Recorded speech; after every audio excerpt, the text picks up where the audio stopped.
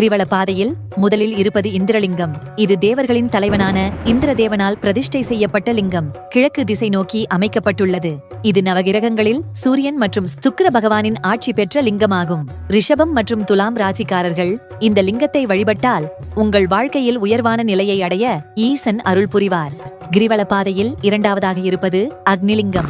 இது அக்னி தேவனால் பிரதிஷ்டை செய்யப்பட்ட லிங்கம். கிரிவலம் செல்லும் பாதையில் இடதுபுறம் இருக்கும் ஒரே லிங்கம் இதுவாகும். தென்கிழக்கு திசை நோக்கி அமைக்கப்பட்டுள்ளது. இது சந்திர பகவானின் ஆட்சி பெற்ற லிங்கமாகும். சிம்மம் ராசிக்காரர்கள் வழிபட வேண்டிய லிங்கமாகும். இந்த லிங்கத்தை வழிபட்டால் மனதில் ஏற்படும் குழப்பங்கள் நீங்கி மன அமைதி ஏற்படும். கிரிவல பாதையில் மூன்றாவதாக இருப்பது யமலிங்கமாகும். இது யமதர்மனால் பிரதிஷ்டை செய்யப்பட்ட லிங்கம். தெற்கு திசை நோக்கி அமைக்கப்பட்டுள்ளது. இது செவ்வாய் கிரகத்தின் ஆட்சி பெற்ற லிங்கமாகும். விருச்சிகம் ராசிக்காரர்கள் வழிபட வேண்டிய லிங்கமாகும். இந்த லிங்கத்தை வழிபட்டால் யம பயம் நீங்கும். கிரிவல பாதையில் நான்காவதாக இருப்பது நிருதி லிங்கம். இது அஷ்டதிக் பாலகர்களில் ஒருவரான நிருதி பகவானால் பிரதிஷ்டை செய்யப்பட்ட லிங்கம். தென்கிழக்கு திசை நோக்கி அமைக்கப்பட்டுள்ளது. இது ராகு கிரகத்தின் ஆட்சி பெற்ற லிங்கமாகும். மேஷம் ராசிக்காரர்கள் வழிபட வேண்டிய லிங்கமாகும். இந்த லிங்கத்தை வழிபட்டால் குழந்தை பாக்கியம் மற்றும் மன நிம்மதியும் கிடைக்கும். கிரிவல பாதையில் ஐந்தாவதாக இருப்பது வருணலிங்கம். இது வருணதேவனால் பிரதிஷ்டை செய்யப்பட்ட லிங்கம். இது சனி பகவான் ஆட்சி பெற்ற லிங்கமாகும். மேற்கு திசை நோக்கி அமைக்கப்பட்டுள்ளது.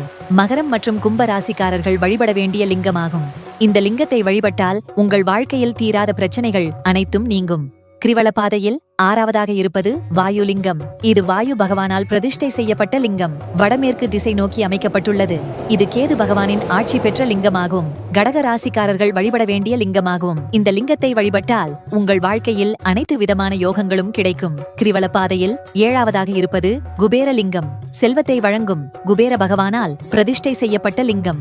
வடக்கு திசை நோக்கி அமைக்கப்பட்டுள்ளது. இது குரு பகவான் ஆட்சி பெற்ற லிங்கமாகும். தனுசு மற்றும் மீனம் ராசிக்காரர்கள் வழிபட வேண்டிய லிங்கமாகும்.